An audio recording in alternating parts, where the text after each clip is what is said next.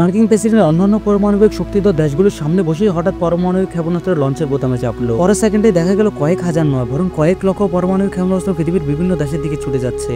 এই দৃশ্য দেখে উপস্থিত সবাই ভয়ে স্তব্ধ হয়ে গেল।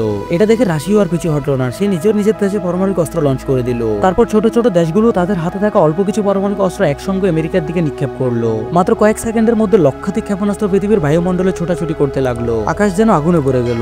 যখন মনে হচ্ছিল পৃথিবীর শেষ সময় এসে গেছে, ঠিক তখনই মার্কিন প্রেসিডেন্ট হঠাৎ করে পারমাণবিক ক্ষেপণাস্ত্র ধ্বংসের বোতামে চাপলো। পরের মুহূর্তে তার এই পদক্ষেপ সবাইকে অবাক করে দিল। পৃথিবীকে নিজের হাতে ধ্বংস হতে না দেওয়ার জন্য অন্য দেশগুলো দ্রুত তাদের ক্ষেপণাস্ত্র ধ্বংসের বোতামে চাপতে লাগলো। এক পলকের মধ্যে সব ক্ষেপণাস্ত্র আতশবাজির মতো বিস্ফোরিত হতে শুরু করলো।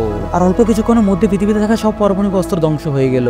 ঠিক তখনই মার্কিন প্রেসিডেন্ট বললেন, এখন নিরস্ত্র পৃথিবীতে আপনাদেরকে স্বাগতম। কিন্তু কথা শেষ হতেই তিনি পকেট থেকে একটি চূড়ান্ত অস্ত্র ডিভাইস বের করলো। তারপর এক মুহূর্ত দেরি না করে বোতামে চাপলেন। পরের সেকেন্ডে মহাকাশ স্টেশন থেকে একটি ছোট্ট উড়ন্ত দণ্ড ছুটে বেরিয়ে এলো। এটি চোখের পলকে মহাকাশ পেরিয়ে আলোর গতিতে ব্রিটেনের লন্ডনের দিকে ছুটে গেল। আর মুহূর্তের মধ্যেই গোটা লন্ডন ধ্বংসস্তূপে পরিণত হলো।